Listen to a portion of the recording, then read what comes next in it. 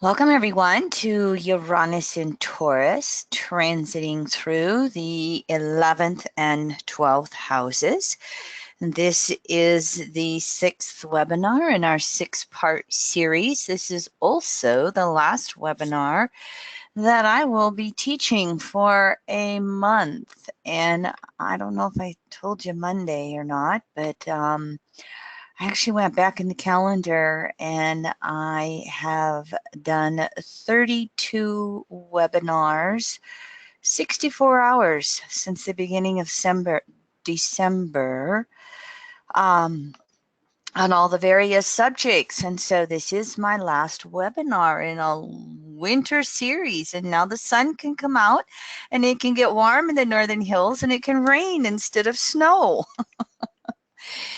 Here's our housekeeping slide. I'm just going to put it up there briefly. You know how to contact us if you want any more information on the Astro Library or our course or a consultation with Kim Marie as well. Feel free to contact us.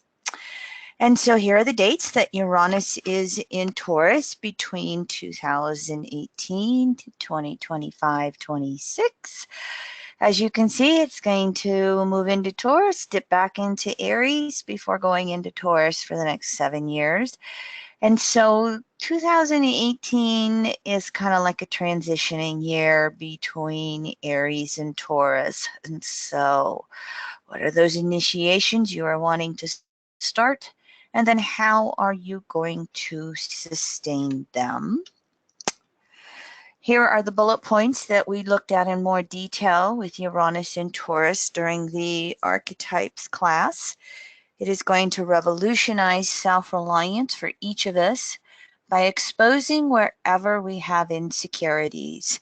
And those insecurities will be relative to all of the Taurian archetypes. It will be relative to whatever specific house Uranus is transiting in your chart. It is going to evolve that inner relationship we have with ourself and our environment. Taurus is that ability to survive and provide food, clothing, and shelter for ourselves. The inner side of Venus is why we are saying this. It will, of course, have all kinds of sexuality shakeups, revolutions, scandals, information in the news. By the way, I read an article or glanced at an article over the last week in mainstream media talking about how somewhere around 2/3 to 3/4 of young women feel that STD, sexually transmitted diseases, are not anything to even worry about. So stay tuned. We'll see more of that coming around in the news. Uranus in Taurus is going to relate to the survival instincts evolving for all species. From all of our four-leggeds being able to survive climate change, from the insect kingdom, the birds, everything evolving and surviving, even human beings, as we look at all the earth events that Taurus may bring us, from earthquakes to rising sea levels with that Scorpio polarity. Uranus and Taurus will revolutionize our relationships to resources. Again, I use that word broadly to be money and all of the material things that we have in our world, from food, clothing, and shelter survival to the luxuries that we flourish with. It will be the long-term potential for each of us to develop new talents into new jobs or expanding our career or creating resource accumulations or even creating talents that we will utilize for survival in future lives. For instance, this is not my first lifetime to be an astrologer. I was able to pick it up real easy and just go with it almost from the very beginning because I have practiced as an astrologer before. Distortions with Uranus and Taurus, minimal efforts, laziness, inertia, trying to manipulate relationships and resources, being possessive of relationships and resources, withdrawing, being the hermit, hoarding, being excessively materialistic, unable to survive, including starvation, and even starvation on a mass level, as we have all of this disruption for humanity due to war and climate change, and of course, species literally going extinct and dying off. The Scorpio polarity to Uranus and Taurus will be emphasized whenever Uranus is retrograde. It will point towards the Scorpio polarity, and Uranus is retrograde 5 months or 42% of every calendar year. This will then create any necessary cataclysms to shake up that Taurian fixed earth. It will help us then expand our individual and collective perspectives of the universe. It will bust the frog out of the bottom of the well, according to Jeffrey Green's languaging. Our little pie in the sky has to expand how it understands and sees the universe. And Uranus is good at creating those little upsets. It will create resource upsets and redistributions, both personally and collectively. Scorpio is the sharing of resources, so it can bring about the need to have more equitable sharing of resources as we look at the wealth extremes in inequalities that we have going on right now. It will trigger ethical debates over technology because technology always has a tendency to outpace spirituality. Of course, we also talked about the sexual scandals and perhaps an evolving STD contagion as well. I think that because Scorpio is a water element, there will be a lot of water in the news during Uranus and Taurus, and during somewhere in the archetypes and cycles, I talked about all of the desalination plants and how, as we, continue to pollute our fresh waters, we're going to have to turn to the oceans more and more as a source of fresh water. Scorpio is also the recycler of the zodiac, so we can expect to see that in the news, especially as Uranus and Taurus opposes the natal Pluto of the Pluto and Scorpio generation. That generation are the recyclers of the zodiac, and so they could come through with some amazing technological leaps for all of us. Some of the distortions, power grabs, stealing money and resources, abusing it, also the, having the manipulations, etc., with money and resources, the good old betrayals, abandonment, triangles with loves that just upsets all the equilibriums of our world, gaming the system. And here as well, we can have excessive misuse of money and resources too. Now, I've shown this in all of the forecasting slides because almost everybody who is alive on planet Earth from 1932 up until 2015 have Uranus within somewhere within 90 degrees or less to Pluto. From 1932 to 1965-66, we have Uranus either last quarter or balsamic phase. This specifically has been really making the effort to make trauma conscious so that we can heal it. It's hard to heal something when it's below the surface and it's unconscious and we do not understand it.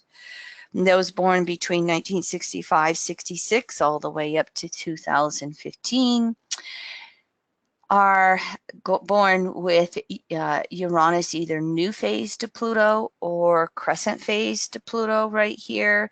And so they're really trying to break free and individualize on a deep soul level.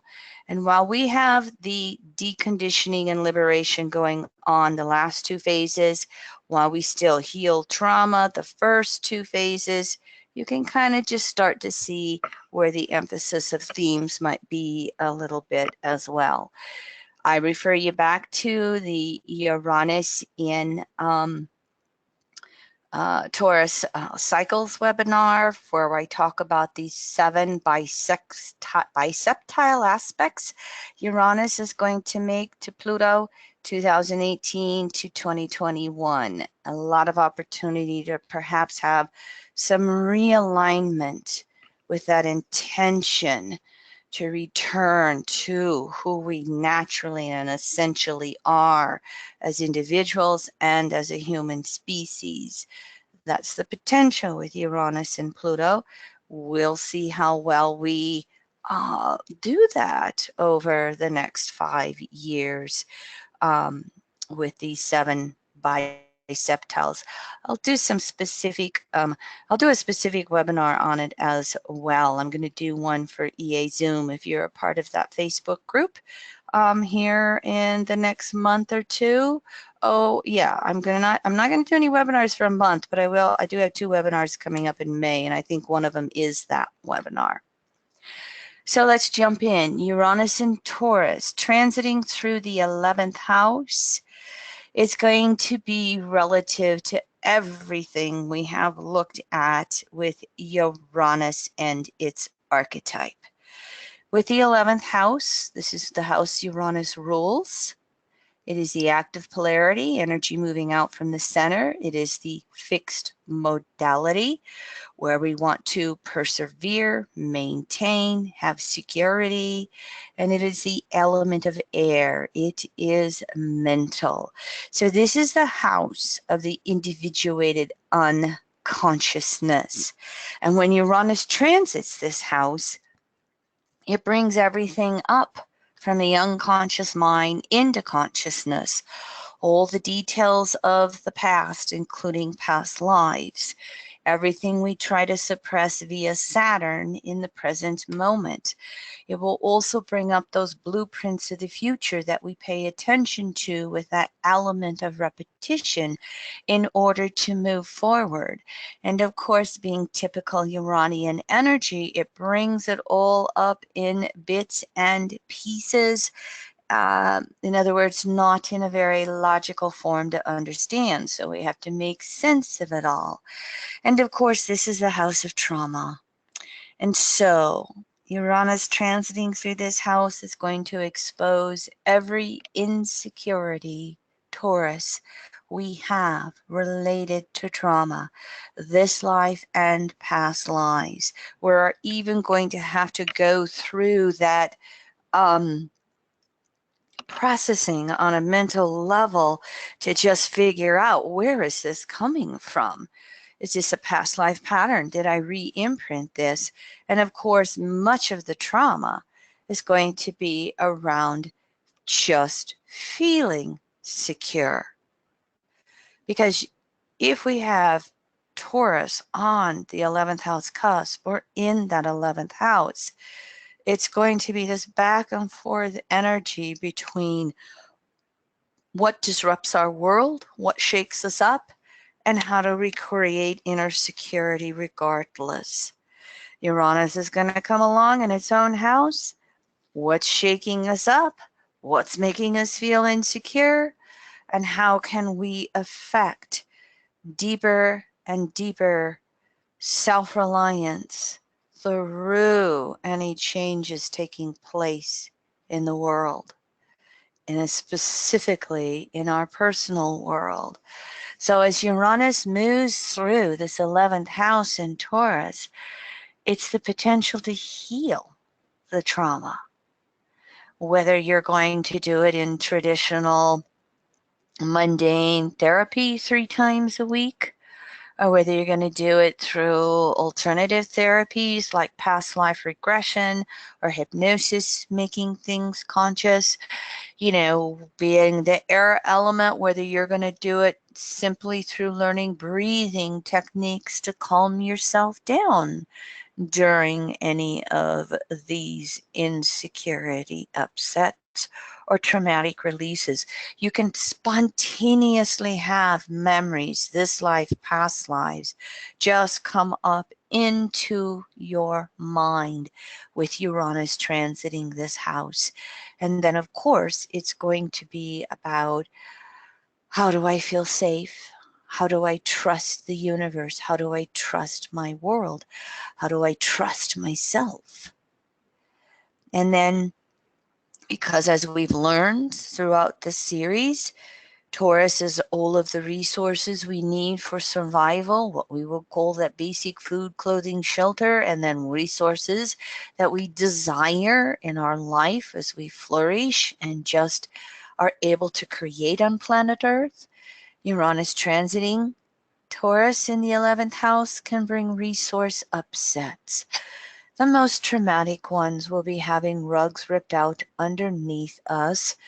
Scorpio 5th house polarity, the partner choosing to leave if we're in relationship, or the partner transitioning back to spirit world. They can be losing our job. There can be a gazillion ways in which Uranus will trigger upsets with resources in the outer world. And it will all be relative to shaking it up, to turn us inward, to deepen inner security, to deepen self-reliance, regardless of what is changing outwardly. We could probably come up with a gazillion examples. We're going to have one tonight. We'll see how it's taking place in that chart.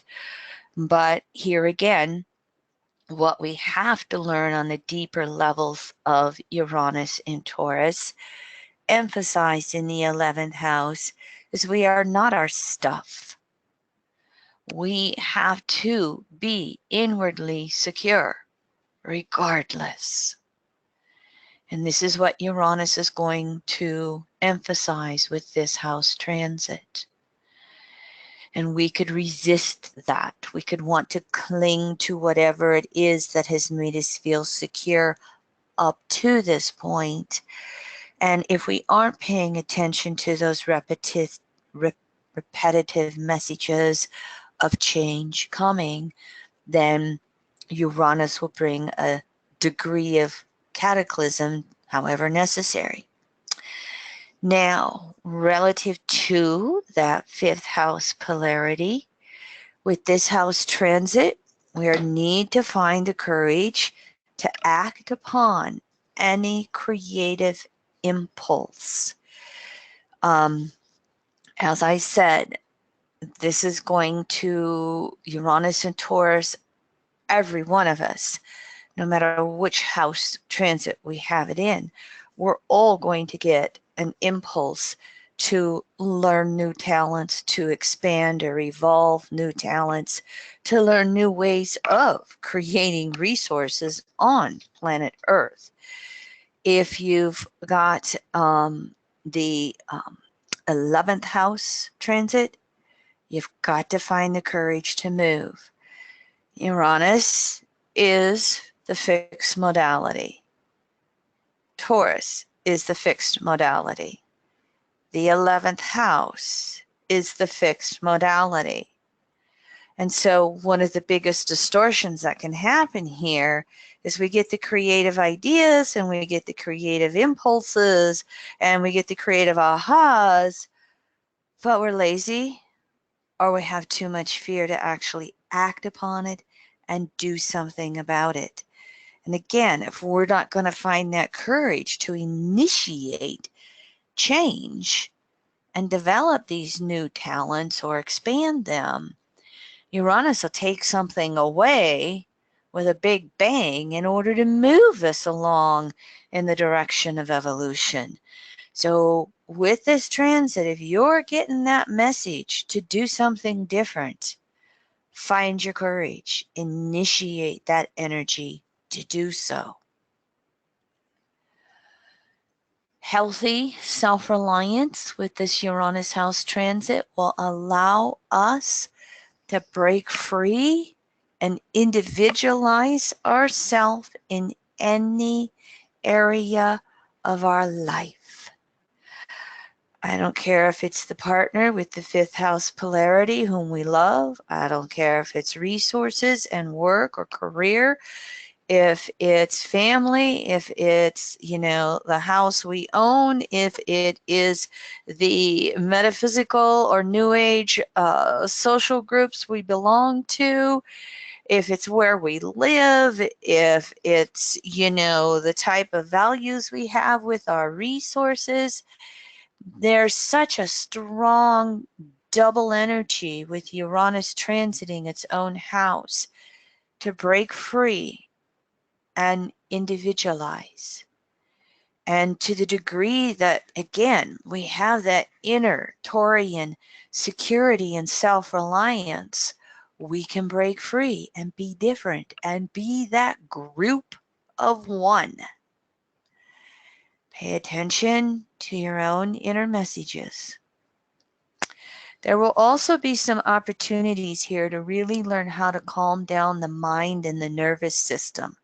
We think of Taurus as just, being, for the most part, very relaxed. It's fixed earth. I'm just going to kind of sit back here on this nice, comfortable, lazy boy chair and just kind of chillax and be okay.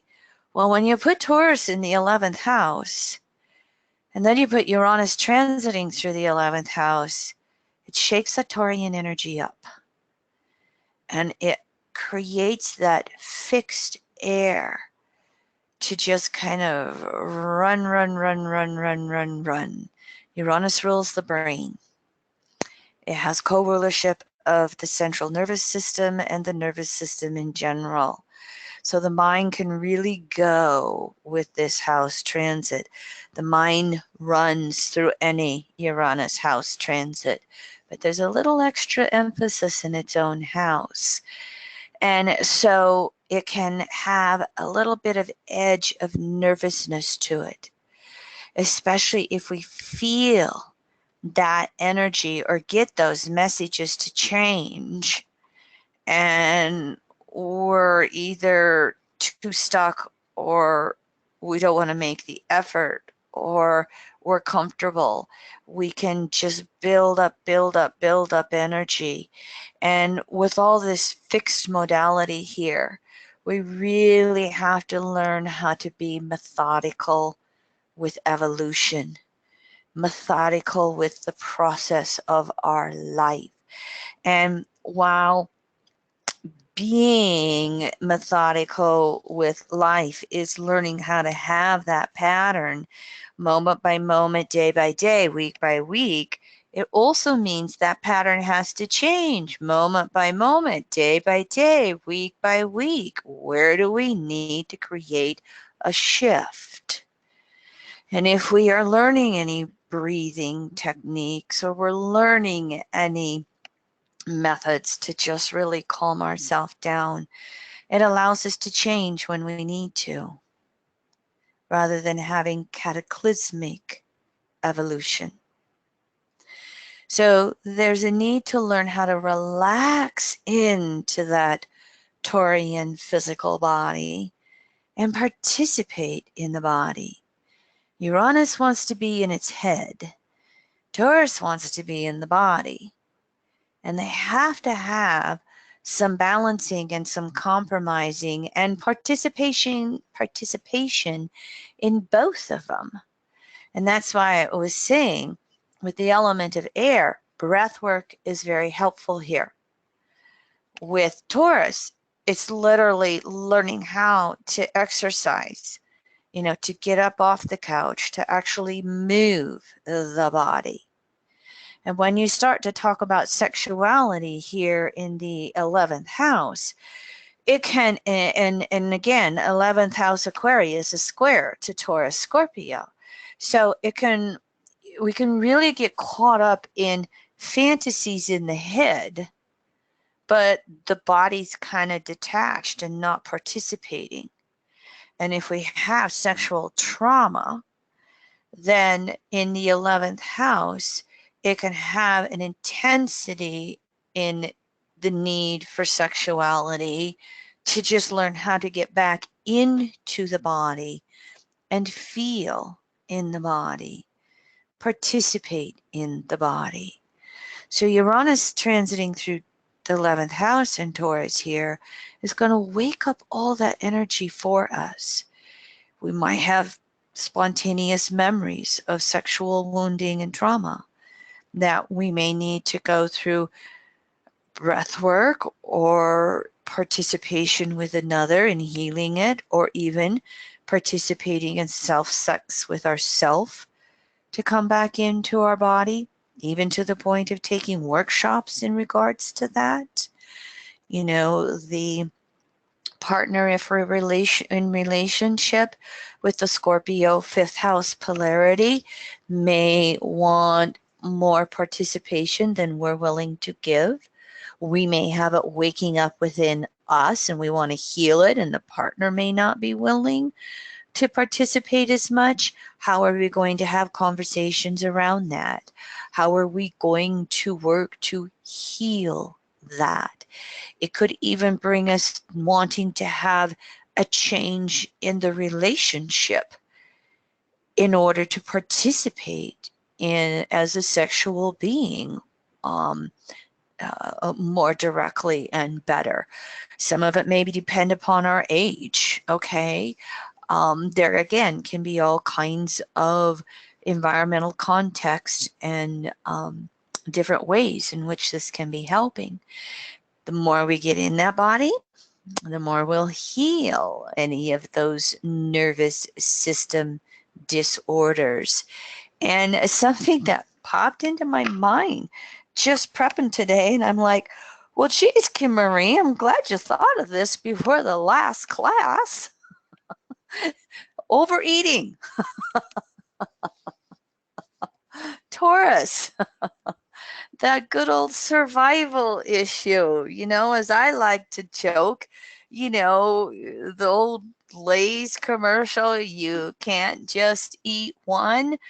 And if a bowl of potato chips is okay, how about the bag of potato chips? If there's trauma, Uranus in general, Uranus going through Taurus can expose any type of eating disorder, from the Taurian overeating to the whole, what do they call that purging thing? Is that bulimia? You know, Uranian extremes.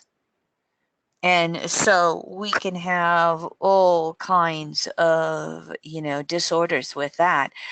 We can have the extreme of there's not enough food.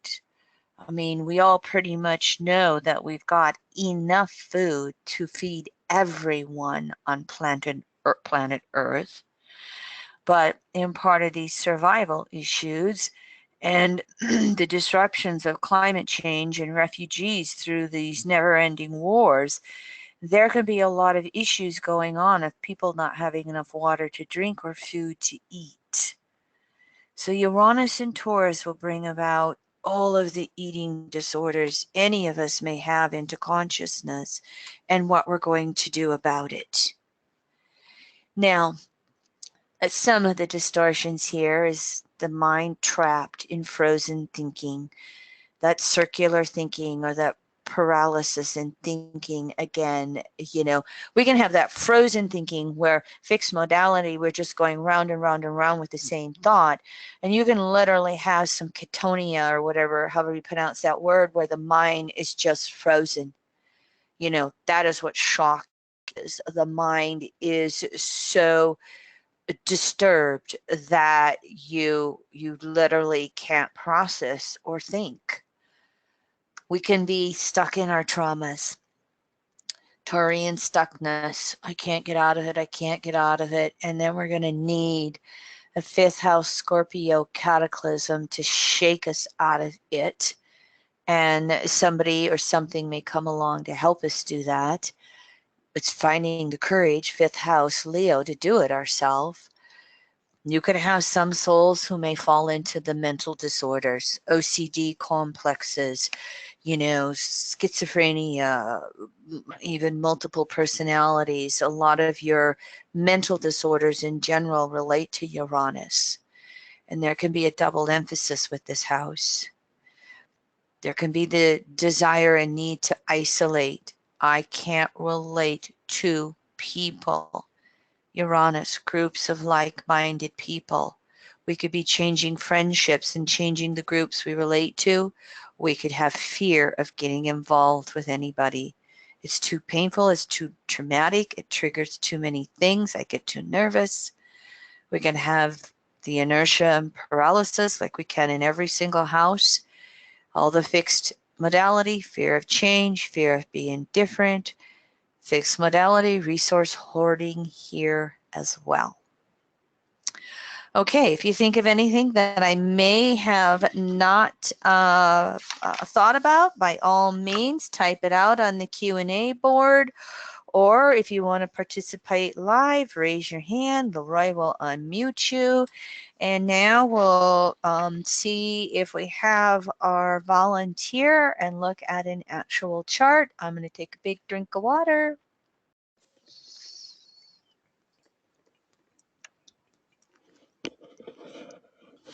Volunteer, you there? Hello, do we have our volunteer? I'm here. Can you hear me? Yes, I can. Hello. What time is it for you? It's 1:30 in the morning. Oh, bless you. I guess the second question is, are you a night owl? No.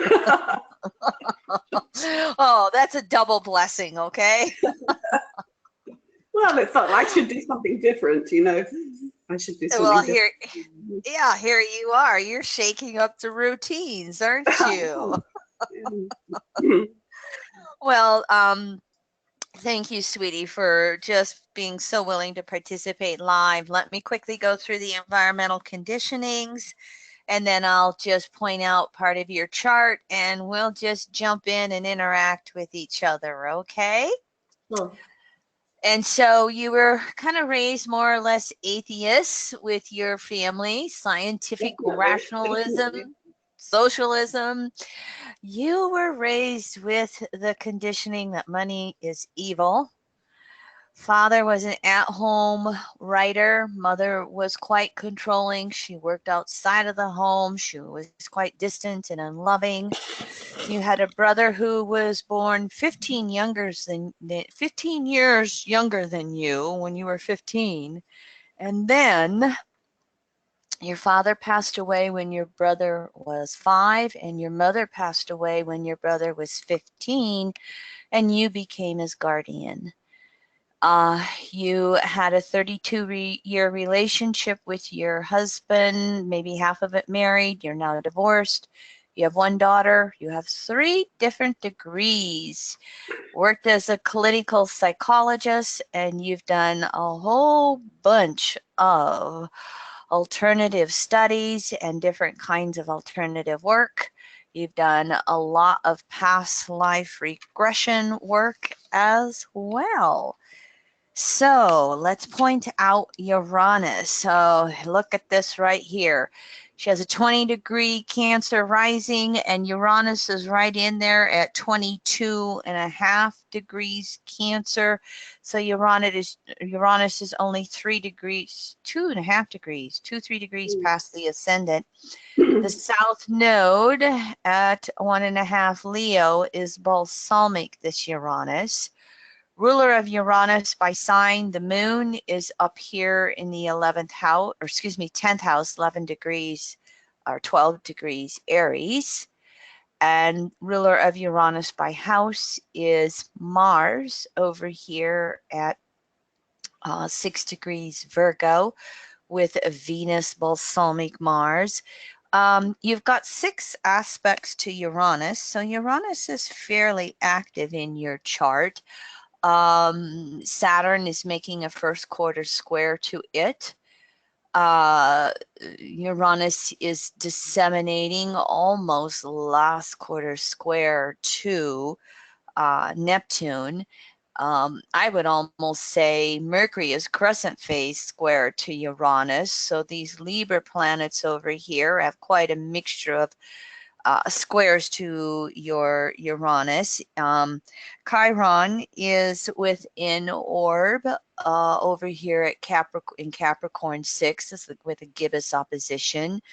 Let's see, what else did we have going on? We had, Mars ruling Uranus by house is the new phase side, almost getting ready to go into crescent phase square to Uranus. And then Jupiter is balsamic semi-sextile to Uranus. So we've got some little minor aspects going on. Uranus is a semi-sextile balsamic to Pluto. So lots of activity to your Uranus. And then you've already got it in your 11th house and Placidus houses. You got Taurus intercepted in that 11th house. I guess I'd like some feedback for you. Have you ever with your Scorpio Taurus interceptions in the 5th and 11th? You ever pondered them? Well, yeah, absolutely. But in what sort of way were you suggesting? Well, as we just reviewed here, those last couple of slides, Taurus in the 11th house, it's like that.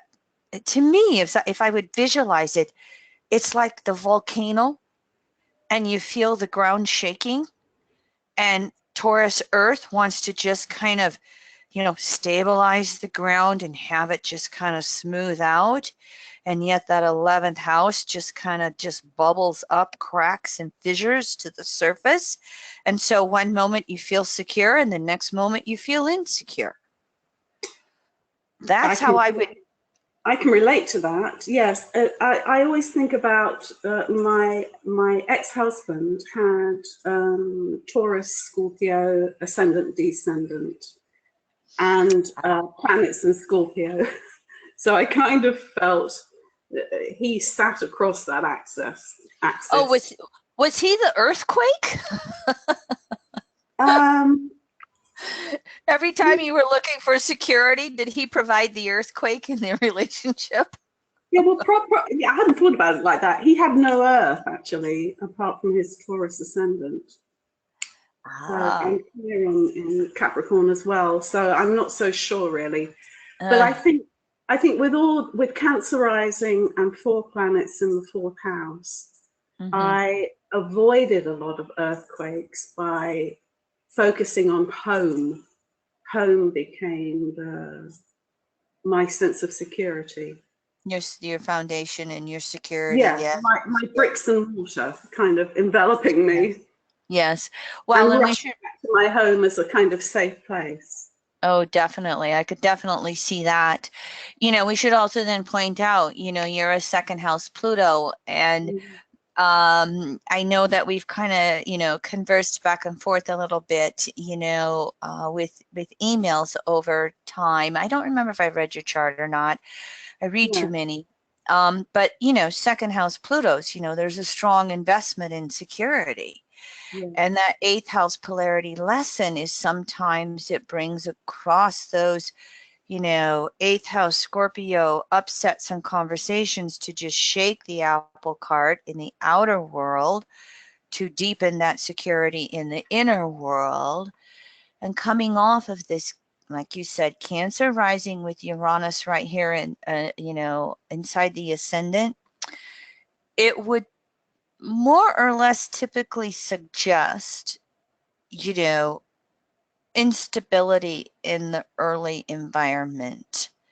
Oh, yeah. Not quite really feeling secure through mom or dad. And it looks like you may have had role reversals with the parents, with, father being the one who's at home, mom being the one outside the home. That's kind of not so much now, but you know, maybe when you were growing up, that might have been a little Uranian and different from what your, you know, classmates perhaps had. Oh, Um, completely. Yes. mhm, yes, yes. And so this Uranian natal signature really strongly suggests that you've got to find emotional security within yourself. You know, not only are you looking for establishing, you know, inner security on a soul level with your world, your environment, with everything, you really had to go inward emotionally for security. Because while you could focus on all of the others in relationships, with, you know, this much Libra in the fourth, you couldn't rely on other people to necessarily give you your security. And I so think it's been, in some go ways ahead. I've been the one to give it to other people. Yep. Uh-huh. Yes, definitely. Mm-hmm. Yep. Pleasing others to feel safe yourself. Mm-hmm. Yeah, yeah. So with Placidus houses, you have transiting Uranus. It, you know, has actually went um, over into your 11th house last year. It went back and forth between 10th and the 11th. So maybe it's just went into the 11th house recently here. Have you had things that have come along in the last year recently? Have you been noticing it moving into this 11th house? I think difficult for me to say. I think I noticed I've had a lot of change in the last 10 years. A lot of kind of inner work, as you've mentioned. I think what I've noticed in the last year is that I have made a conscious choice to work creatively, to start Oh, writing for good other for people. I good. have always written for myself in terms of a journal, a dream journal, which I've had for 30 years. But Mm-hmm. I made a decision to do creative writing and start Mm, writing for other people. mm-hmm. You run, go ahead. No, I'm just laughing. I mean, hopefully writing for other people. Uranus just went into the 11th house April 2nd, April 3rd. So it's just went in the last few weeks. But let's just consider it within context of what you said. You know, if you look at Uranus as it's been through, you know, Aries here in this 10th house for you, it has been over the last 5, 6, you know, even longer years going back into Pisces. There's been a lot of initiation in new career for you. Mm. And so what can happen many times when we see slower moving planets move from the 10th house into the 11th house is all of a sudden there's an acceleration of breaking into new creativity. And especially when you look at it being Aries, Taurus, okay? Um, Ironically enough, in the last week, and I'm just remembering this now, in the last week, I had 2 different clients who one had Taurus intercepted in the 11th house, just like you. Another one had Taurus on the 11th house cusp. So she still got it in the 10th and it's just going in, you know, getting ready to go into the 11th early Taurus. And both of them, you know, same feedback, really wanting to break into some alternative work. One had she owned this building where all these alternative healers rented space from her, and all kinds of chaos broke out as Uranus moved into that 11th house for her. And it's just starting to go on. And I just said, okay, you're going to have to be okay with Uranus upsetting the apple cart with how you're relating back and forth to all these different people who work through your building. I said some may leave, so some new ones that were somewhat better adapted could come through and, you know, be more participatory with how you were evolving and changing, you know, with running your business. So again, point was 2 clients with Uranus getting ready to go into Taurus, and then either already, no, one already had was like you. One, anyway, one already had Uranus in the 11th house, one had it just moving in, and it was shaking everything up in the work arena, but shaking it up for creative reasons. And so good for you. And that's definitely how you have to look at it. It's just going, okay, Uranus, what are you going to have me do next in regards to work and career? And I didn't put down all of, you know, the many different things that you have studied and you know, practice throughout your time. And so you could definitely just, you know, try this, try that, you know, work with whatever comes through for you, okay? And you may find, relative to being a 2nd house Taurus, you know, you might have all kinds of different creative talents that can come through for you. I can definitely see the writing. I never thought about that as a specific, but when you look at the 11th house being the element of air and mental, can definitely bring it in. And you look at Uranus shaking it up, it could even be, remember where we talked about all that mental energy, Uranus 11th? It could even be where you want more than one thing to do. Okay. Oh, yeah. I can relate to that. Yeah. Yeah.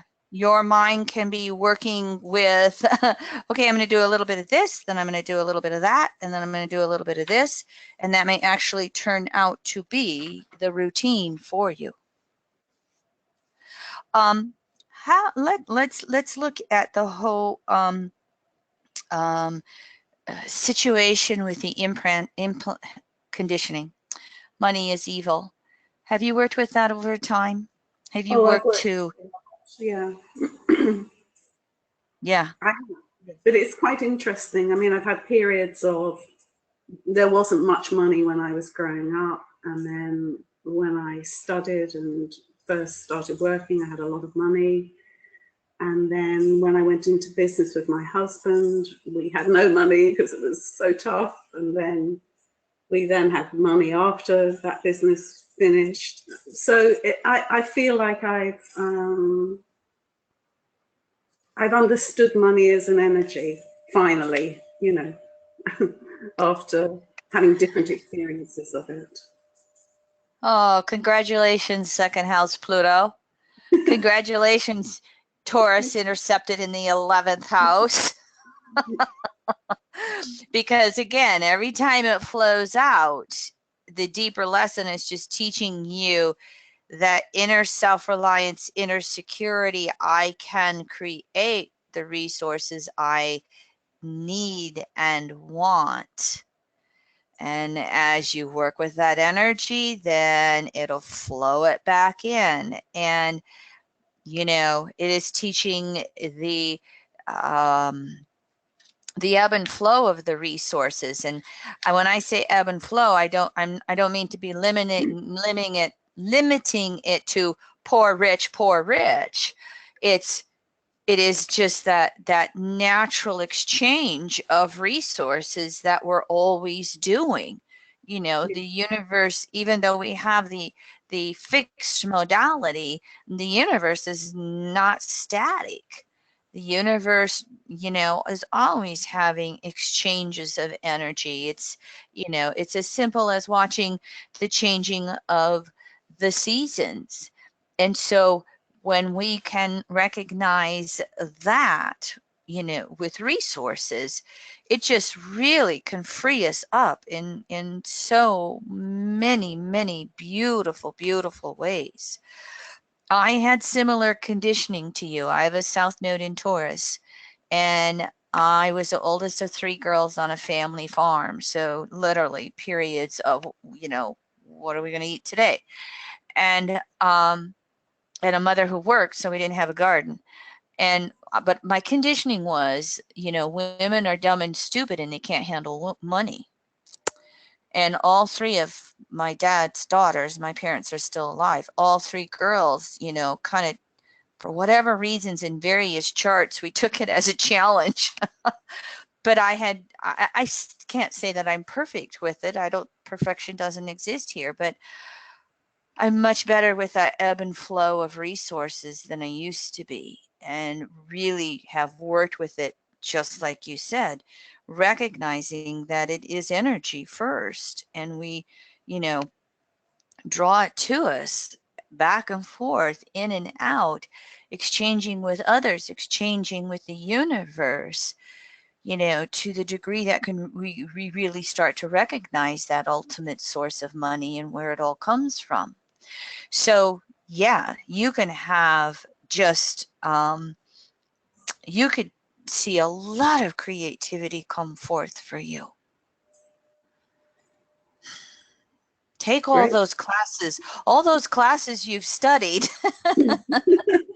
you know, and I would say, you know, perhaps some of your initiations is, you know, to maybe even get out there and practice as, you know, a healer, practice as a teacher, you know, practice doing the, you know, different things. I know you've, you know, been an astrologer before. Maybe that cycles back around as another talent that you have in your tool chest, because that Yeah, that I think I'm unclear about how to pull all the different threads, if you like, together. I mean, I've done a hell of a lot of past life work, and you know, for most people on the planet, that's a kind of complete no-go area. You know, they think you're kind of crazy. Really. In fact, I don't even talk about it anymore, except with a very limited group of people that understand it. sure, But but I mean, I don't think that's been the most important work almost that I've done, really.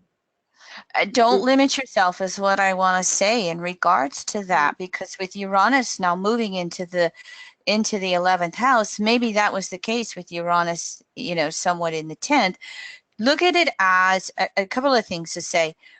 You've got your writing that you're you know, moving forth with, and maybe your writing will help you a little more with consensus-based clients, okay? Mm. But don't limit your tools, okay, as to what you might do in drawing in alternative clients. Just like you had to evolve your conditioning around money as evil and really learn to recognize it as energy. You know, I just see past life regression work so Uranian, because you have to access it from that mind. And I don't remember if you've ever been involved with the deep memory processing, or if you even know what it is. That's a kind of work that I took for therapeutic, you know, help myself, and then got trained in it. And I just want to say, kind of shift your attitude a little bit with Uranus moving into that 11th house, and opening up to say, source, This is where I have some of my best training. This is where I can be light years ahead in the universe, which is another Taurian, or excuse me, another Uranian trait, being ahead of ourselves. Uranus going into your 11th house saying, okay, source, I'm ready. Help me attract them in, because I can do some of my best work helping people heal in this arena. I won't limit my attitude if you co-create with me and help me draw them in. I think you can. I think that's good advice. I think I'm still, and I hear that, Kim Marie, thank you. I think I still have fear, actually. Fear, which is probably related to other lifetimes. Just fear of being cut down, which I think so many people, kind of women particularly, recognize. Yes. Yes. So I think I still have a bit of work to do, just thinking, well, actually, this time around, I'm not going to be cut down. You're not going to be cut down, and look at how you're going to have a nodal opposition here. Okay. Yes. As we get to those nodes, and it'll be closer to, the end of the year. I think it's early November when the nodes shift into Cancer, Capricorn. So you're going to have that nodal opposition, and you're going to have that North Node in Leo, finding my creative courage, coming over this South Node, the end of Leo. And so you could spend this year working with your creative courage to how are you going to break free and really come out as a healer in some regard. Okay, you got natal Jupiter, Gemini 12th. You've done a lot of things. You've learned a lot of things. You've got some, I personally, I think we all have healer traits. Okay, that's my prejudice. See, find one of us who hasn't been a healer in past lives. Okay, and you got Sag on the 6th house cusp, so there's another signature for it. Okay, Mars in Virgo, 3rd house. You've done the work. And so here's the breaking free. Here's the breaking free from the Taurian fears and insecurities. How can I make leaps of growth forward in how I really want to provide for myself? And, having 3 degrees, you've done it the consensus way. Can you open up to the universe actually helping you create it in an alternative way? That is what, so many of us want to do. And you could even be setting these talents up for future work in future lives. Yes, I totally relate to that, actually. I've had that feeling that that I almost need to do that. That somehow it's important to, I think the energy is shifting towards, the divine feminine being integrated into our world in a much, being integrated into our world, full stop. And I feel that almost, the people who are incarnated now will be setting seeds for that future vision of what the world could be. Most definitely. You're certainly going to get the ideas and the impulses of what that is. And while it may not happen in the first few degrees of Uranus and Taurus, you're going to have Uranus in the 11th house, honey, for almost a decade. Yes, I do have Uranus in Taurus making a quincunx to my sun and squaring my nodes pretty quickly as it progresses, which I kind of guessed I would feel in some way. It's going to square those nodes 3 times with its retrograde between, this summer, this fall, and early next year. And you don't want to set up Uranus square the nodes in a future life, which is what can happen when a transiting planet squares the natal nodes and we don't act upon the evolution of that planet. And so as we look at Uranus squaring those natal nodes, okay, it really is to keep individualizing. And oh, something else that I did not mention with the 11th and 5th house, you know, they bring out the qualities and archetype of leadership. Even if you're a leader of one, doesn't matter what the results are. What matters is that you're making the effort. Okay? That's what Source ultimately looks at. And that's also, you know, relative to that Mars in Virgo natally down there. So yeah, there could be a lot of just breaking free in new creative work for you and initiating, you know, to me that leadership is not always standing out there in front of a room full of people. It's just leading yourself first. Make sense? Yeah, absolutely. Absolutely. Yeah. Yeah. I was born with Uranus square the nodes, sweetie. I had, you know, I was a shy little thing. People don't believe that. I was a, you know, real shy little thing. And, you know, I had a big traumatic experience in my early 20s that just totally rocked my world. It's called your husband leaving you for your best friend, okay? That's how I found astrology. And I hope he's as happy as I am. But it just catapulted that Uranus square the nodes into, well, who am I? And I've never looked back on that journey. And, you know, that ability to just break free and be me is just, you know, as I learned more and more astrology, I'm like, okay, all right, gonna find that courage somehow. And that's a lot of what, yeah, is there for you to do and bust out, break free. Again, it's not the end result. It is your initiation and your effort. It is that inner courage, that inner security and inner self-reliance that will come deeper and deeper and deeper over the next few years as you know, make these efforts to do something differently. You've built up such creative talents already, honey, with all of your studies. Now it's just learning how to share them.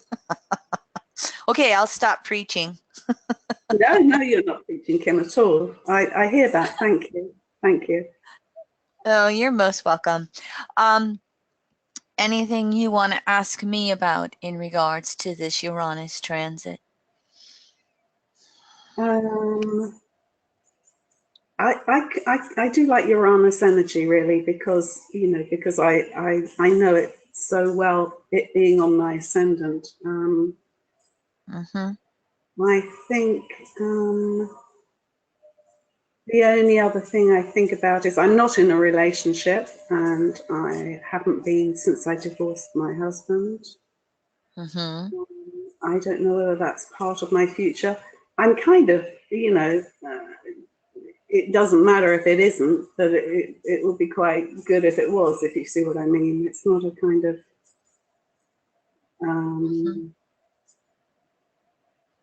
it's a curiosity, really, I think, on my part. I think it's the Libran energy, you know, it's like, oh, I can't do this all on my own. I have to relate to other people to do this.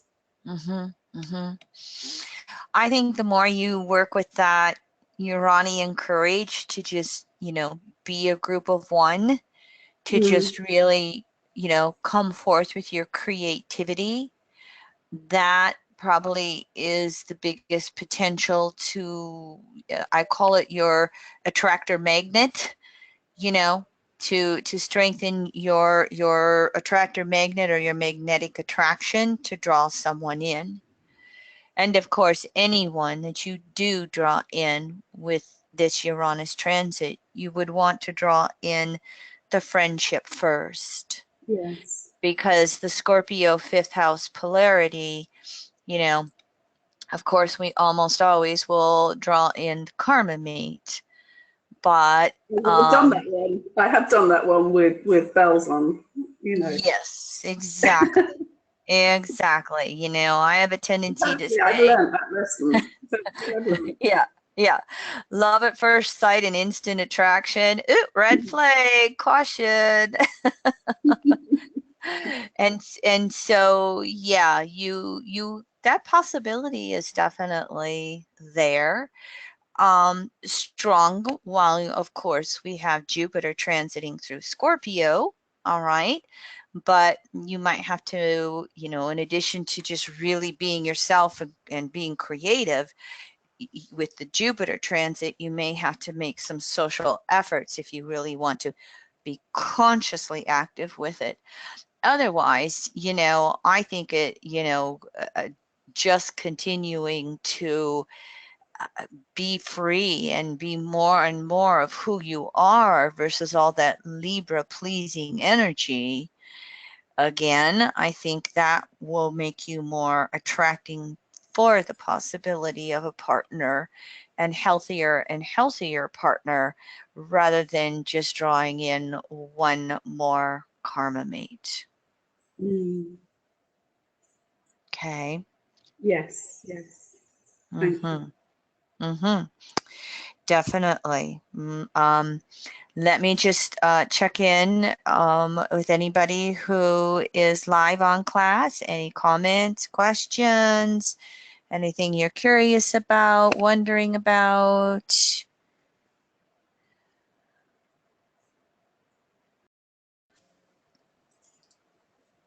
You know, I will, you know, just say one more perspective from me.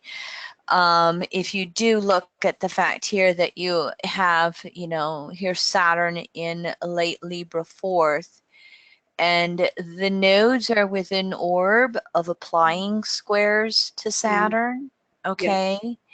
So this can mean skip steps in that maturation process. Yes, woundedness with authoritarian or nurturing parent. It can be part of that where, you know, you have 3 degrees, you studied this, you've studied that, you studied all these things, but with Saturn square the nodes and the resolution node being here, this first node in the south node, excuse me, in Leo first, and then the north node coming to transit over it, there is some need of really finding your own individualization, finding your own creativity, finding your own ability to be a leader. Because again, looking for that security by doing it with someone else. You know, you mentioned going into business with your husband.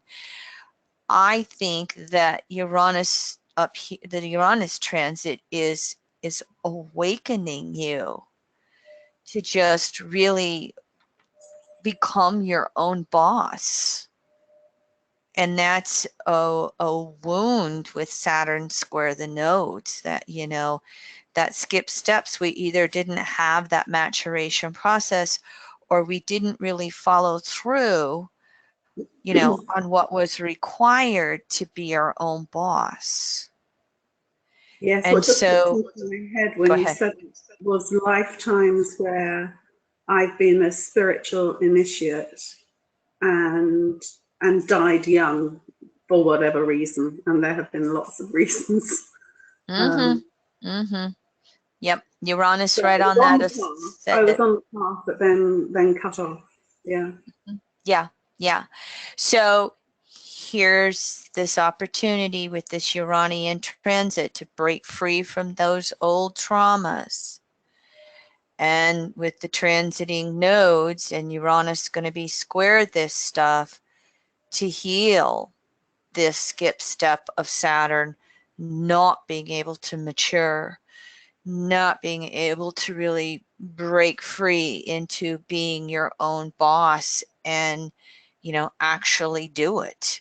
You've got the opportunity to do it. I hear that. Thank you. You're welcome. You're welcome. Pay attention to those repetitious messages of whichever of those many, you know, alternative talents you've already studied and developed. Which one of them do you, you know, get the feeling to try and break free and do? I'm not saying don't do the writing. By all means, do it. It might be the base resource or base income. But in that breaking free and really individualizing with this Uranus talent, I just think you're meant to try those initiations again to be the healer, to you know, be the teacher, to I mean, I just really pick up on the past life regression work. You know, we're so in need of it. And maybe you were just ahead of your time, which is what can so happen when you got strong Uranus in your chart. Yes, yeah. I think I didn't know what to make of it all when it first hit me, really, and there weren't many people kind of talking about it or working with it.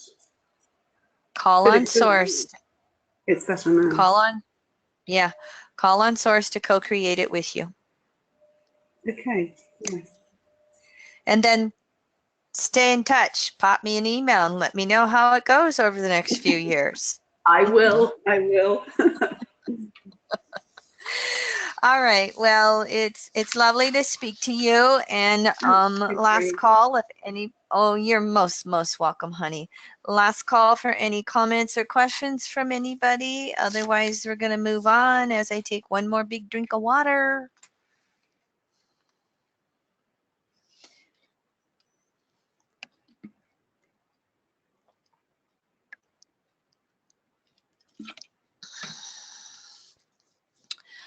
Okay, so moving on then, let's look at Uranus in Taurus transiting through that 12th house.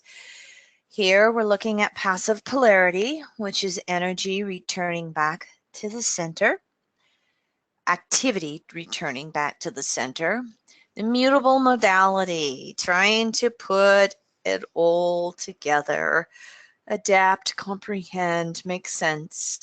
And of course, the water element, which is the emotions.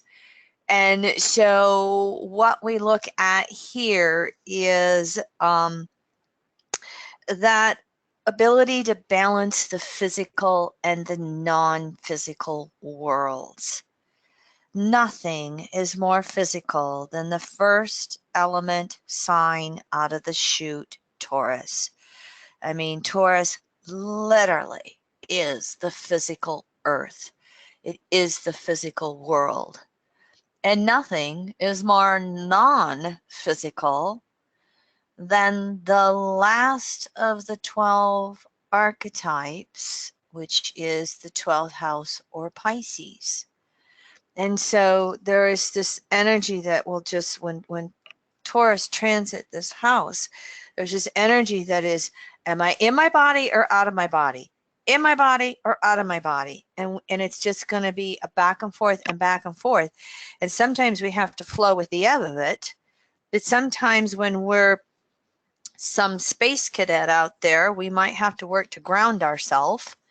And then sometimes when we are just so stuck in the physical world, we're going to have to back up and go, oh, wait a minute. It starts with energy before it manifests. So we can go from the extremes of being overly dependent upon our physical world to feel safe, or our stuff equals security, okay? You know, extremes of how much resource can I have, how many physical things can I have, you know, we can go to the extreme of substituting stuff or resources for a relationship with source. Sometimes when that will happen, we'll literally have source remove stuff so that there is no substitute. Uranus can come along and upset that apple cart in order for us to understand that. And we can go to the other extreme of the non-physical. Oh man, I don't want to have to deal with the physical world. It's too cruel. It's too mean. It's just there's too much to do. I just want to float in my little, fantasy world and hang out. So all of that gets thrown up into the air, topsy-turvy, and we've got to learn to almost walk 1 foot in the physical and 1 foot in the non-physical, to be able to balance those two together, back and forth, however it is necessary. And then on some of the ultimate levels, we have to learn how to trust that ultimate resource to provide for us however necessary. If we're too caught up in my stuff equals security, source will rip it out from underneath us in order to teach us where it comes from. So there is, a deep relationship you have to have with source in regards to the world of manifestation.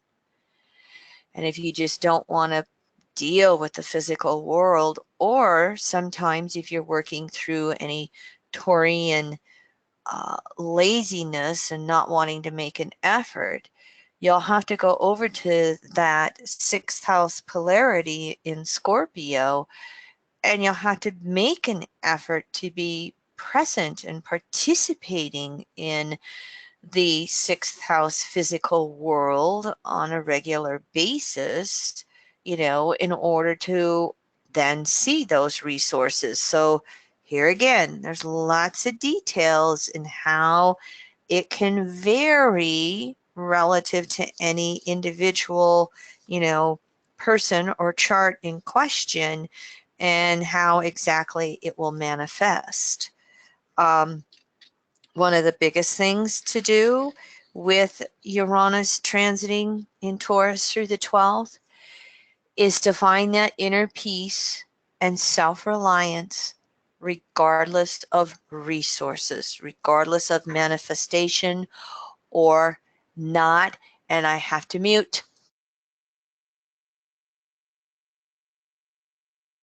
Of course I muted and it passed. I could feel a sneeze coming on. It passed. We'll see if it comes back. So again, this transit on the ultimate level is that inner peace with source, regardless of whether you're the prince or the pauper, or the princess or the pauper, regardless of whether you, have a bunch of resources or it all gets wiped out and literally taken away from you. It can go from one extreme to the next. One of the things I put down in regards to distortions on the next slide is, the distortion of hedonism. You can just be, heaps of resources that you can be in the midst of and maybe get away with it for a lifetime or two as your substitute for source energy in a relationship, but you won't in the long run. And,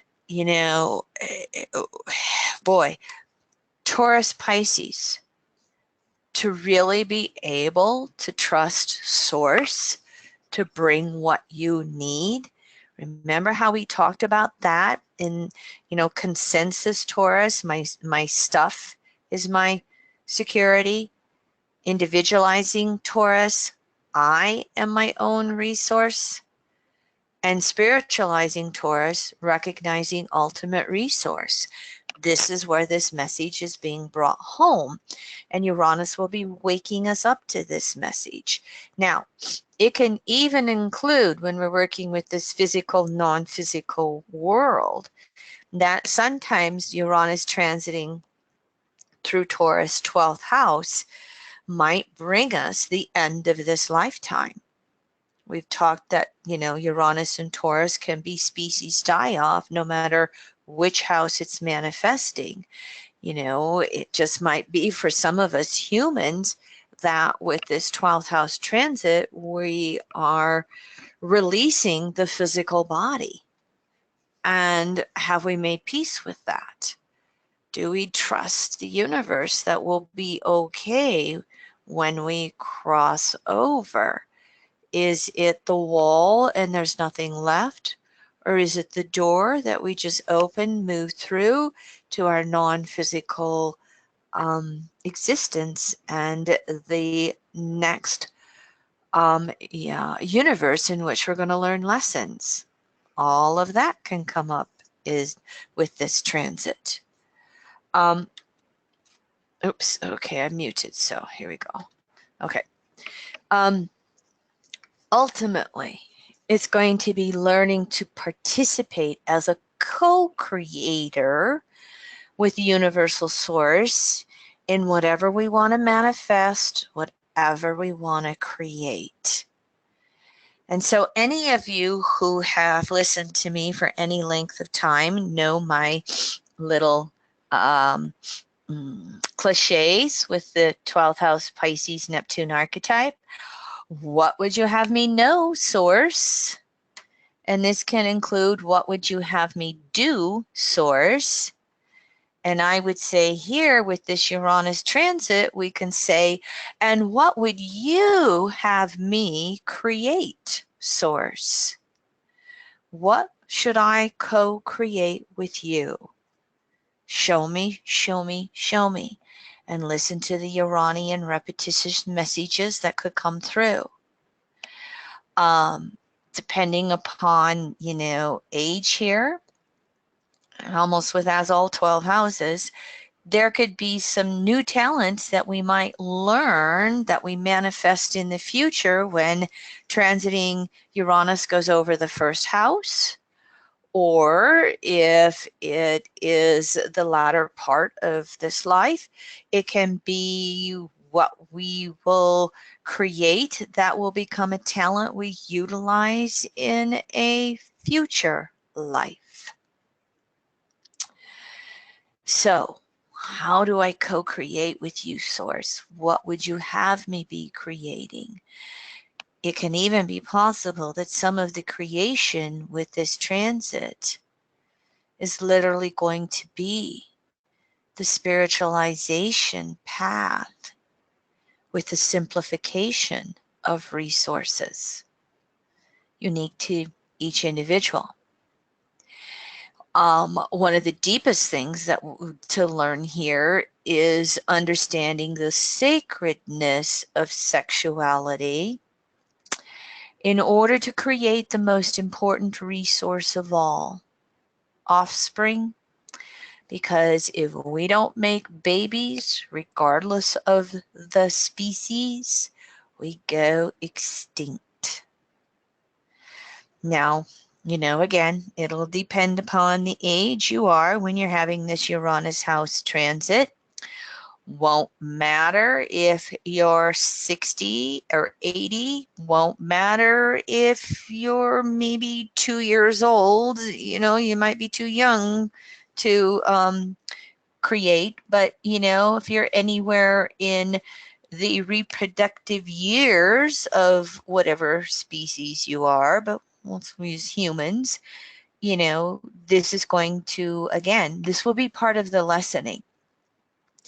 Some of the wounding could be if, I need a baby to love me rather than a relationship with source. You may not be able to find a partner to create a baby with, okay, but in general, there is this need to, recognize that there's more than just procreation, although that is what's ultimately necessary for survival. There is, a beautiful spiritual energy exchange when we really recognize that. And when we start to recognize that, if you then go over to that polarity of Scorpio on the 6th house, and if you're coming from it from a more natural law perspective, then there can be very giving, loving, healing energy in the merging with another. If you've got this Uranus and Taurus 12th house transit and you're caught up in all of the patriarchal distortions, you can have some pretty wounded sexual distortions that take place here. You can have the human sex trafficking going on here. You can have more prostitution going on here. You can have a lot of sadomasochistic sexuality going on here. There can be all kinds of variables that could come through. But that's one of the ultimate ones. And what would you have me create in my world of resources? And then just trusting source to bring through however little or however much is, your lesson to creating your world. Distortions, inability to trust, hedonistic, psychic traumas, addictions to substances, addictions to materialism, resource upsets that get taken away when you're substituting stuff for source. And, as I was just speaking, all on a sexual perspective, all the bodily persecutions that could come along, not necessarily just sexuality. You could even have, imprisonment here. If you have been abusing resources or money, it could be exposed. You could get caught. You could get trapped. You could end up in prison. All right. If there's anything you can think of as an archetype that I've not mentioned, by all means, type it into the Q&A board with Leroy. Raise your hand. Speak up. And at this point, if you want to bring in our next volunteer, we'll look at the next chart. I'm going to take that drink of water.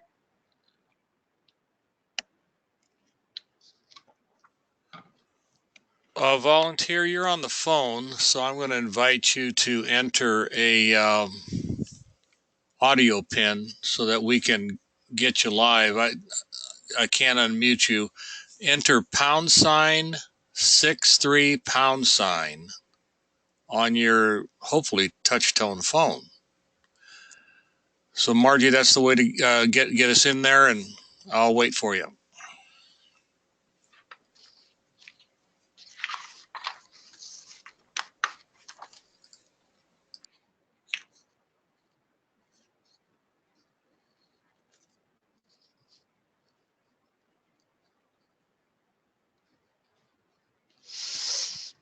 We'll see if it comes through. Try. Okay, so when someone calls in on the phone, do you interact with them on the Q&A board, Leroy? Well, sometimes I do, and I think we have our volunteer on the line. Okay. Can you hear me? Hi, Can you hear me? Yes, yes, yes, yes, yes. Can you hear us? Okay. I'm on speaker. Can you hear me okay? Or do you want me to go the regular way? No, no, okay. No. You are coming through loud and clear. Hello, cool. And thank you. Okay. All right, let me rattle through the environmental conditioning so we can talk as much as we've got time left, okay? So you're going to have your Uranus return in a few years for the people who are looking at the screen and looking at your Uranus retrograde in the 12th, natally 15 Taurus, south node balsamic that Uranus at about 18 degrees Taurus. You were raised middle class, second of 5 siblings. Mom was good, yet distant. You were closer to your father. He became an alcoholic later in life. You started working very early. You've been a secretary. You've been a property manager. You had a brief early marriage and left because of physical abuse. You had a daughter from that marriage who you raised alone. You had a second marriage then sometime later that lasted for 7 years. You're retired. You moved out to the Southwest and all kinds of things happened out there, and you're waiting to sell your house and move closer back to the East Coast to be with your daughter again. And throughout your life, I summarized it as lots of dealings with physical and non-physical dark forces and forces of light. Did you say that summation? That's a good summation. Mm-hmm. Okay. Well, for our listeners, you are a third house Pluto. You have Pluto, a 1 degree Leo in retrograde. And of course, you've got that Uranus in Taurus conjunct the South Node. You have the North Node over there in the 6th. And while it's not conjunct, you also have Venus, Moon, Sun, late Scorpio in the 6th house. That includes Venus being retrograde.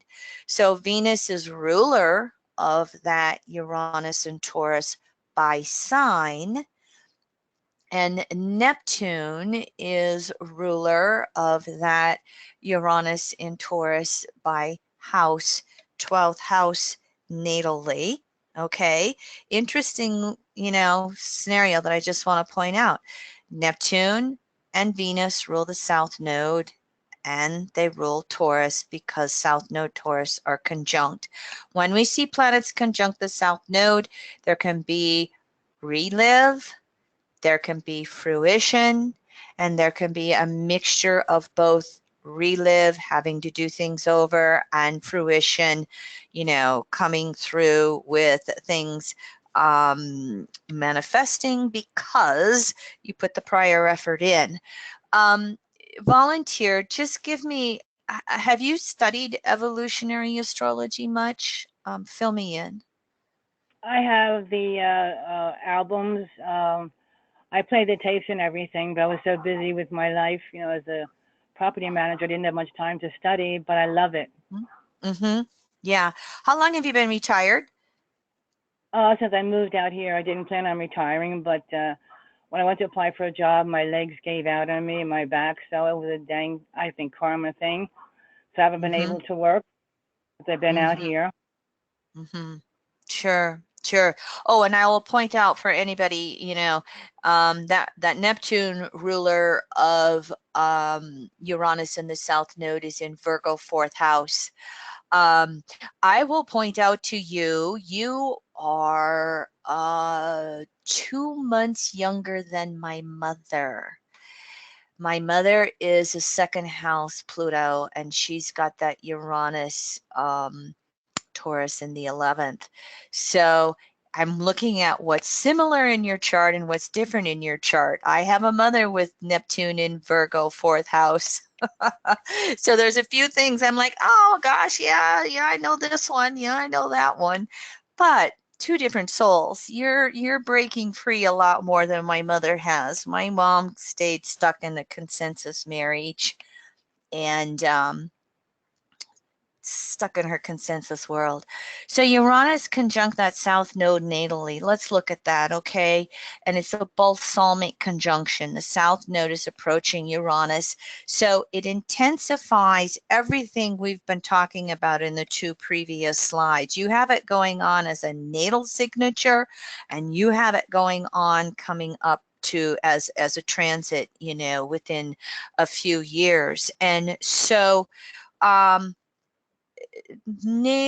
know, the natal signature, I guess some feedback as you listen to me go through these slides, the last couple of comments that I made, was there anything that stuck out for you that you want to share? Well, there's a few things. I've been trapped. Nothing moving at all in my life, and I thought I was going to sell my home back in August when the eclipse hit my third house, but then it was squaring my sun, and nothing happened at all. So I'm hoping something is coming up that I can sell my home and get out of this place. I think it's evil. What I came into is, as I say it, evil. A lot of evil slime in this area. For me, not for anybody, but I'm sure for me. And Sure. it's all karma, family issues and stuff like that that I never dreamed would happen. And an astrologer told me, the one from India, I forget his name, I have some books from him, that I'm going to live to be 90. And I almost cried when I heard that. So I have a few years left, and I want to make the most of it in the way I can. I like to work. I used to work out. I used to go to the gym and jog for 4 miles before going to the office. And that was like maybe up into 6 months before I moved out here. And I like being active, but nothing. I feel like I'm handcuffed and blindfolded out here. Yeah. It's just like you're revisiting that natal signature with South Node Uranus, and those, you know, from time to time, I would imagine throughout this life, you maybe would feel trapped. How long have you lived in the spot you're in? I moved here in 2011, late October 2011. I lived in New Jersey prior to that. I lived in New Jersey for most of my life. Yeah, so you've been out there then for 7 years, which is a Uranus cycle. Oh, yeah, I thought it was a Saturn cycle. Well, 7 years is a Saturn cycle, yes, okay? Because Saturn, you know, 28, 29 years, so, you know, quarter of the chart for Saturn. So that, yes, 7 years is very well known as a Saturn cycle. But it's also a Uranus cycle too, because Uranus 84 years, 7 years in a sign. So you moved out there when Uranus went into Aries, more or less, because it was 2010-11 when Uranus left Pisces, went back and forth into Aries, which was kind of, you know, right after it went into your 11th house with Placidus houses. And you have, you know, Aries intercepted in that 11th house. So I can see where that Uranus transit would almost feel like everything was trauma re-imprinted. It was big time. Things coming up again. One of the questions I wanted to ask for you, because, and I'll just tell our listeners, you know, back on the East Coast when you were a property manager, you ended up having a motorcycle gang as tenants. So I imagine that was full of a little bit of excitement. Oh, no, I did not. I had drug dealers. The tenants were okay, but their boyfriends were drug dealers. And it was the Bloods and the Crips. And then finally, gang. Yeah. Drug dealer gang, yeah, big time. And I had to deal with them. The owners wouldn't be bothered, so they gave it to me. I mean, being a Scorpio, I figured I can do it. And I did it. But then there was another gang. They say it was from California that came, and I knew I was going to get shot. I could feel it in my gut. I literally feel it. And my sister died, so there was a big void there. And my other sister out here talked me into coming out here, so that's what I did. Okay, gotcha. So as you've had these little interactions with dark forces, have you also had interactions where it was like the grace of God, you were protected and survived, or? Oh, yes, yeah. When I came out here, my sister, she had what do you call it, evil thing. I don't know, I can't think what you call it. And I had a physical encounter with an invisible black dark force that smashed me in the head, almost knocked me unconscious. But my one guide told me that he was there and he put his light between my skull and what they hit me with. And that's what saved. Otherwise, my skull would have been crushed. But it took me like 5 healings to go to him for 5 healings because my head hurt so bad. I was going to get an X-ray, but they told me not to. So, they healed it after like 5 times going to them. I've been in with forces of light for a long time. My one guide, I think he came to me in the middle of the night, and he kind of told me off because I wasn't going to go down. I was in the process of doing what I wanted to do, and that was somebody else wanted me to do, and I wasn't going to go to a barbecue down my sister's. And in the middle of the night, there he was standing. He was an ET, and he got his hands on his hips. He said, "Now I am your guide, and they are your family. You have to go down there." And I thought, who is he to talk to me like that? But I did go, and I got to know him very well. And he's still here. And I have some other ones too. But I deal with, if not for them, I wouldn't be here. Yeah. And I'm looking at the fact that you also have Jupiter up there, just inside the 9th house by the midheaven, 24 Aquarius, and it is square the nodes. The nodes are separating. So that, to me, with the nodes in the 6th, 12th, the Scorpio, Taurus, listening to you, it just sounds like with that natal south node Uranus, you have a lifetimes of battling it out between light forces, dark forces, and almost like they're battling it out through you as the guinea pig. No, I want her. No, I get her. No, I want her. No, I get her. And so what I'm seeing is, your soul is really having to wake up, Uranus, and, choose the light, choose the light, choose the light. Have you read much of Jeffrey Green's old message boards by any chance? No. I read Edgar Casey, and Edgar Casey told me that I was a nun in the previous life, which that's obvious. I've seen that. But he also told me that I came to this earth plane to make up for how bad I was in a previous lifetime. I think that's when I was a Roman soldier. And they told me I was so bad. And I keep coming back to make up for it, to do atonement. But I think I'm not going to come back again because I've had it all, too much suffering. It's just not worth it anymore. Too bad. Okay, let me give you some feedback. Okay, thank you. All right. First of all, the reason why I mentioned Jeffrey Green's old message boards, because he used to talk about that. He had a lifetime as a priest and did an exorcism, and the dark being actually choked him to death. And so that's when he was really learning from an egotistical point. I guess I don't get to play God. And he's had some situations like battling it out with the dark forces. And he's always, and one of his things was, you burn a candle, or you look into a fire pit or a fire and you burn a candle. And every time the darkness comes up, you visualize them in the candle and you splinter them into white light. Okay. And I burn light. I choose the light. I choose the light. I choose the light. And he says you do that exercise however many times you need to until the energy no longer shows up. And until you can no longer see, the person, if it was literally was a person you could see. But he just says, and it's another way of sending them to the light. I have done that. Done now, but they came up behind me. The real chickens, and they came up behind me. I feel something. I didn't know what it was. And my thing is when you feel it energy, all returning beings of light, be here now. All returning forces, be here now. I'm going to write that down. All returning forces, be here now. That's great. Thank you. Okay, because you know how we have the dual desires, the separating desires, returning desires.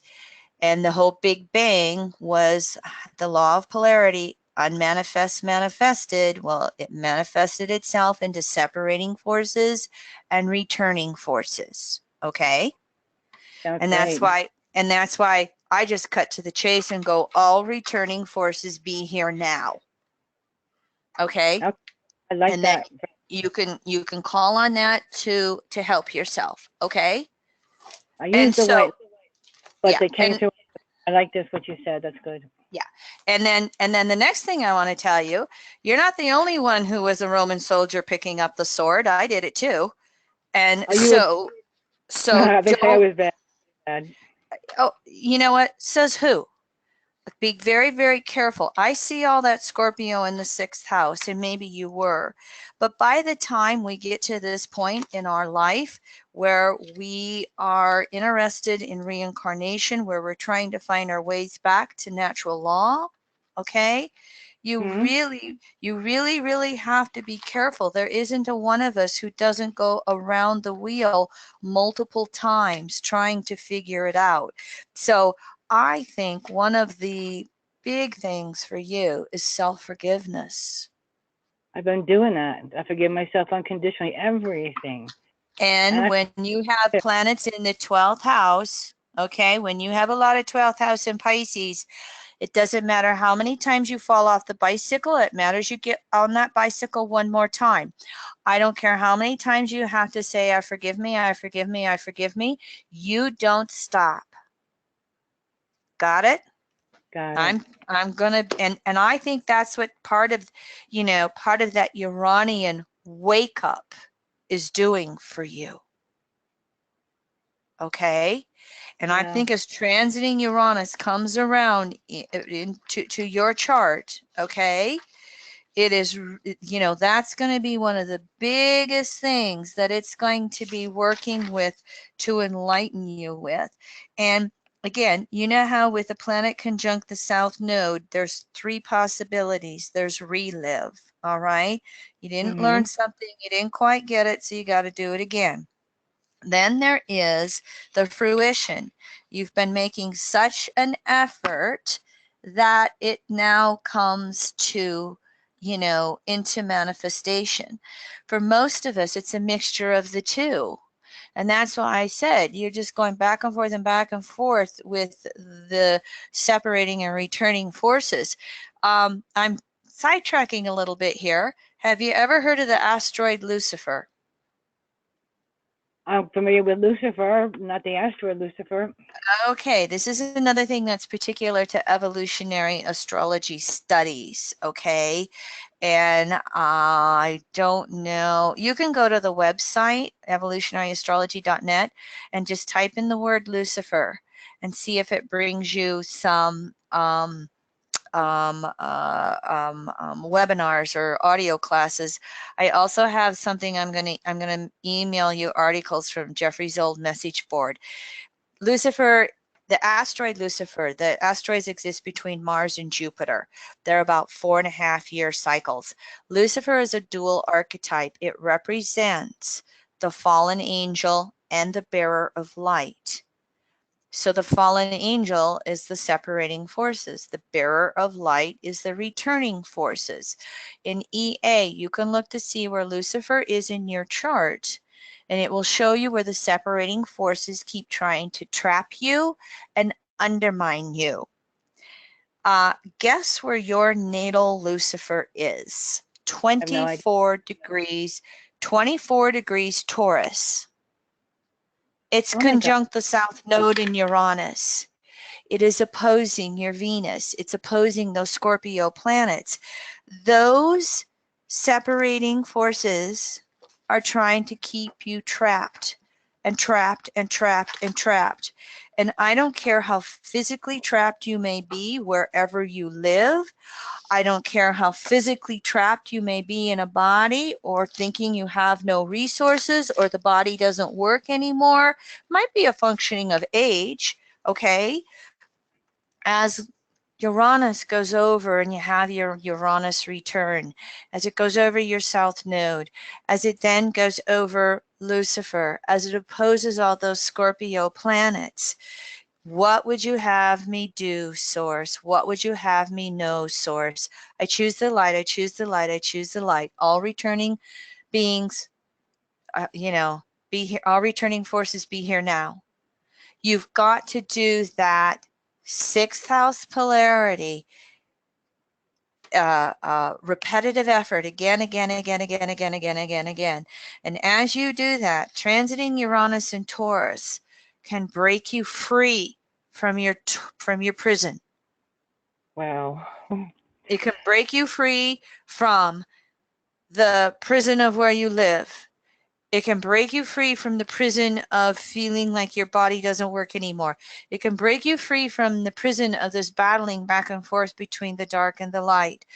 And the breaking free then that Uranus and Taurus will do is, as you break free, it can ground you in the returning forces. Wow. Does that make sense? It's so wonderful. Yeah, I have books by Jeffrey Green, but not the ones you were talking about.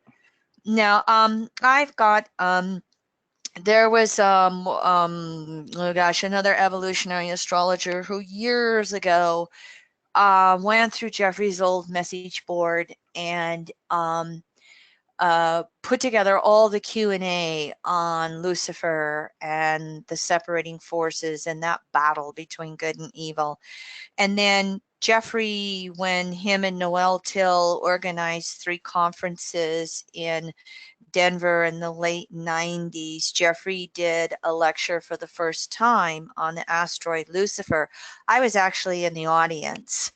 And when he got done with the lecture, I had more questions and some other stuff. And so I actually followed him out of the room and walked him down the hall when he was shaking like a leaf. I have the transcript to that lecture. Wow. And I will send that to you. And those of you who are listening live, or any of you who listen to this particular lecture, if you want a copy of the Lucifer, and I have the Lucifer Ephemeris, okay? I have all those 3 things in like a zip file. So you download it and then you open it up and all 3 of them are there. I'm going to send that to you. Oh, I appreciate that so very much. Okay. You're a little bit of a Uranus extreme example for class. But am I pounding it home strongly enough? You're not the only bad guy, okay? And you're still here for your Uranus return. You're here to break free and to be able to do it while you're still in your body. And the more you choose those returning forces while you're still here in your body, the easier it will be when you cross over. That's great. Oh, I appreciate this so much. It was meant to be that I signed up for this, because I don't usually do this. I'm really kind of shy, I like to be in the background. I'm so glad to talk to you. I did do a reading. You gave me a reading maybe 3 or 4 years ago. I remember you telling me the same planets as me or similar. And I've always been, but that's the way it is. But I'm so glad. This is what I was meant to hear, what you were just telling me right now. And I'm going to do it. Believe me, I will. Yeah. Good evening. By the way, my mom was a Roman gladiator. Oh, really? Well, I'm really, really, really bad. I mean, terrible. They tell me, I had one psychic that, Margie, you were so terrible. So I came back to this earth plane. They say more than 1 time or 3 or 4 times, and now I've had it. Like, I'm tired of all this. So why did you give your power away to one psychic? Well, she was a friend of mine in Philadelphia, and I was over her house, and she was really a good channeler. And what she said was true. It all happened. I've been like trapped. I've been so. Okay, so do you want to, isn't it time to break free from all that self-judgment? I've been doing that this past year, Kim. working on it and forgiving myself everything unconditionally and no matter what. Yes. But just gave me some good information, about calling the returning forces of light. Yes. I'm gonna do. Believe me, I will, because I want to be free. Yeah. Tired of this. And your Uranus return, and Uranus through Taurus, you could surprise yourself with how far the pendulum can swing. You've got to forgive yourself first. I have. I'm working on it. I've worked on it. Okay. All right. You keep working on it. I don't care how many breaths you have left this lifetime. You never, ever, ever give up. I won't. I won't. And You I thank know, you so much.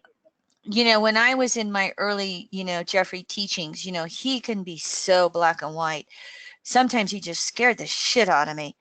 And as I got more into the deep memory processing work of Roger Wolger and the past life regression work, I really like their take on it. And here's a little story about Roger Wolger, who crossed over in 2011 back to the non-physical, and his book, Other Lives, Other Selves, that was his most popular book. Roger Wolger, Woolger. And you can go to rogerwolger.com and you can, learn a lot of his work. He really brought the forgiveness into his work. And he said, we do such pendulum swings. How can we judge anybody? We all go through it to understand the complete wholeness of everything. Well, you know what Roger did? He was I think it was Spanish, but he was an inquisitor when they tortured people. Mm-hmm. And he came back this lifetime and invented past life regression work, deep memory processing, and spent his entire life teaching people this and training people this as his method of balancing the pendulum. So I mean, and so I over time I finally, because I got a ton of Scorpio in my chart, and I know that I picked up the sword. Okay, and I used to just just judge myself so harshly, and then over time, and again, especially with the deep memory processing work, I just really got to understand, it's less what did we do, and more what are we doing now. And so that transiting Uranus and Taurus, when I said it on one of my slides, what would you have me create with you, Source? So that's just the question you ask as well. All returning beings, all returning forces be here now. Your other one is I forgive me. And your third one is what would you have me co-create with you, Source? What would you have me co-create with you, Source? I'm writing it down. And so, I did it. I wrote it. Okay.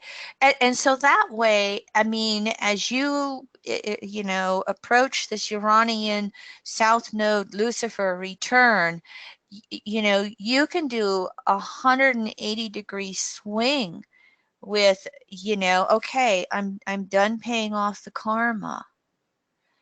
And then you can come back again and be a force of light for Source. I look forward to that. I could feel it happening. The change started to happen this past year after I was hit by that dark thing. Fired up. At first, I was really scared, and I was scared, and I was angry. Yeah, but well, I did resolve a lot of past life regression. I went to a lot of past life regression. I resolved a lot of things, but this one thing, you hit the nail on the head, and I'm so happy that I signed up for this. And I'm looking forward to getting your email. And do I have to open up anything? Because I'm not really computer savvy other than QuickBooks and Word. Yeah, you do have to do like a right click on it and just download it onto your desktop. They're large files, so I have to kind of condense them to get them to you. You know, if you have any trouble downloading them, maybe there's a young blood, as I call them, in your world or in our world that can help you download it. Okay, There's so you can get it. Pardon? I have no one. Pardon? Okay, well then, let's reach out into the world of Facebook, reach out to see if there's somebody that can help you walk you through it. It's possible Leroy could, but I have to be careful volunteering him, okay? And we're traveling for the next week. But I'm going to send it, and you just email back and forth with me if you can't quite get it downloaded. Now, I want to say something in regards to that accident that happened to you and that psychic 2x4, if not literally the physical 2x4, how Uranus and Taurus, okay? Listening to that incident, it sounds like the returning forces are stronger for you than the separating forces. They didn't get to take you out. No, they didn't. Okay. But they used a little thing to do it. They took my nightlight that was attached to my headboard and whacked me. I mean, I didn't believe in them at first. I had no clue that they were really real. Now I know That's the same exact thing that happened to Jeffrey Green in a hotel room. In this lifetime. In this lifetime. Yeah, I believe it. I didn't believe it, but I believe it now. Now they are real. I think they went away. I saw them going into the light, but they did me a lot of damage. But anyway, I'm over it now, and I'm so glad to talk to you and knowing that you're familiar with this stuff. And you've been a big, I really, really, really appreciate it. I'm sending you loads of light. Oh, honey, no, but thank you, and all the same, right back at you, babe. Now, I'm gonna I want you to stay on. Just don't go anywhere, okay? And I want to just check in with Leroy, and I want to check in and see if there's anybody else who's listening who might have any questions or comments on anything. There's no. Do I have Leroy? There's no hand being raised. I'm gonna go ahead and mute our volunteer. No hands Okay. raised. Yeah. It looks like we're. But we do have several requests for the Lucifer material. Okay, I'll tell you what, everybody. I'll get the zip file to Leroy, and when he email, we'll get it to you. We'll get it to you. Yeah. I'll help our volunteer. No problems. We'll. Okay. Okay. He's okay. Okay. Okay, sweetie volunteer.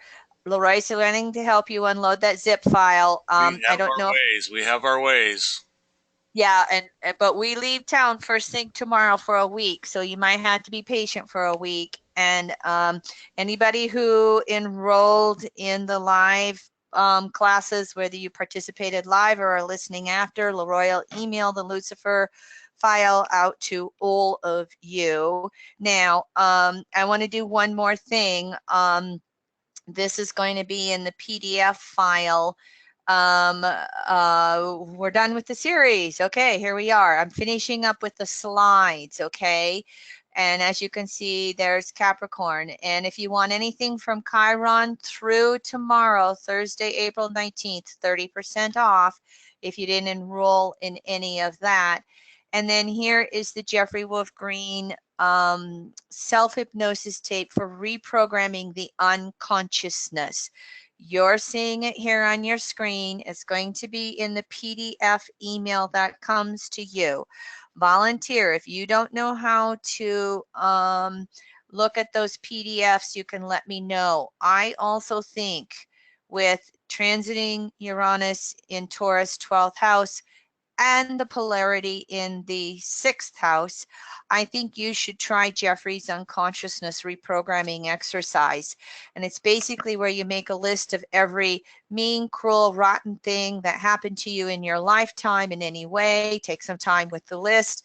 Then you make another list that is a positive affirmation to each one of the negatives The positive affirmation has to be first person. I am, blah, blah, blah. And it has to be present tense, not future. And you make a recording of that and you listen to it every night when you go to sleep. And you listen to it in the right ear only, right to receive, and it is to reprogram the unconsciousness. I shared this in the Chiron in Aries series. I'm sharing it in the Uranus in Taurus series because I think there's a lot of potential for us to do some reprogramming of our unconsciousness in healing trauma and wounds with this old exercise of Jeffrey's. All right, so that's everything that I wanted to share with everyone. I thank both of our volunteers tonight. I thank every one of our volunteers in this series. I thank you all. I wish you all the best in deepening your self-reliance and manifesting resources however you desire to do so through Uranus and Taurus, because it's not only just what you want to survive. Uranus wants to liberate us into manifesting what we desire, because abundance is natural law. All right, thank you so much, everyone, and I will connect with you again somewhere, somehow down the road. Adios.